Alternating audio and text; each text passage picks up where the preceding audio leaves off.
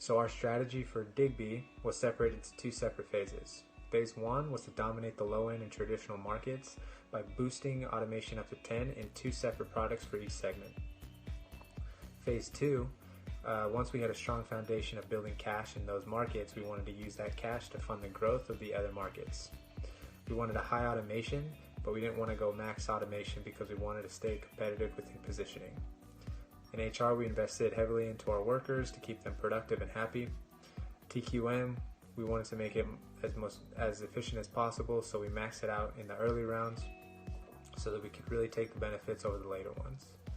Our finance department funded rounds 1 through 4 straight from investments by taking out full max loans, and rounds 5 through 8 by profits.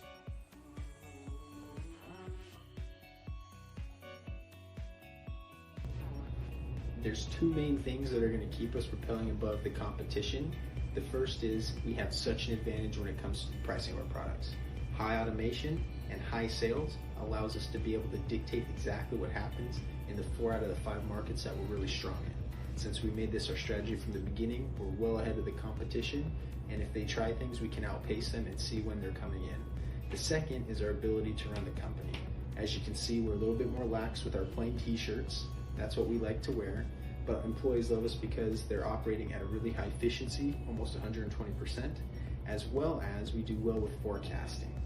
The only times we've sold out is when other companies have underproduced and we have extra actually to fill that demand and some as well.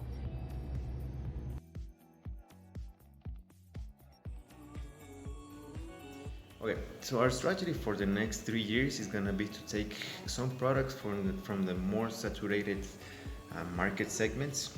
We're gonna take one product from the traditional segment and also from the high segment, because there are so many products that it's hard to stay competitive and profitable. So we're gonna take one of each and we're gonna leave one as well, so we can be competitive and have market share.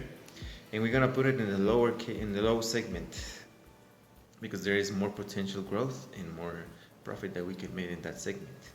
Our second strategy is going to be to decrease automation in the low segment in one of the products.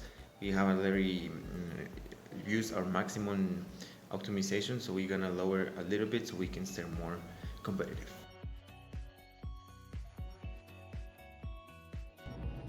At the end of round 7, Digby 1 is worth $422 million.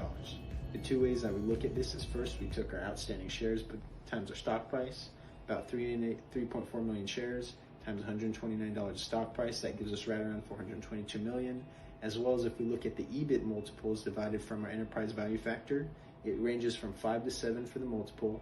Using 6, we came out just above that mark of $422 million.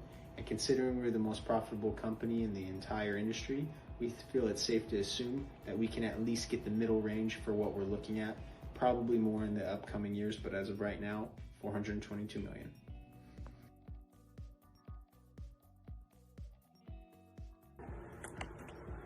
We are pretty much the clear choice for any investor coming in. There had been other companies that have higher growth over a short period of time, but over the course of the years, there was no one who sustained such growth rate as us.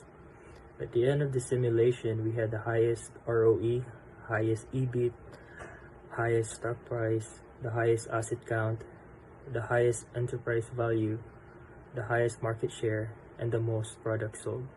On top of that, we have a great people running the company and are very efficient on what they do. And so, you're gonna get big dividends because we are operating efficiently.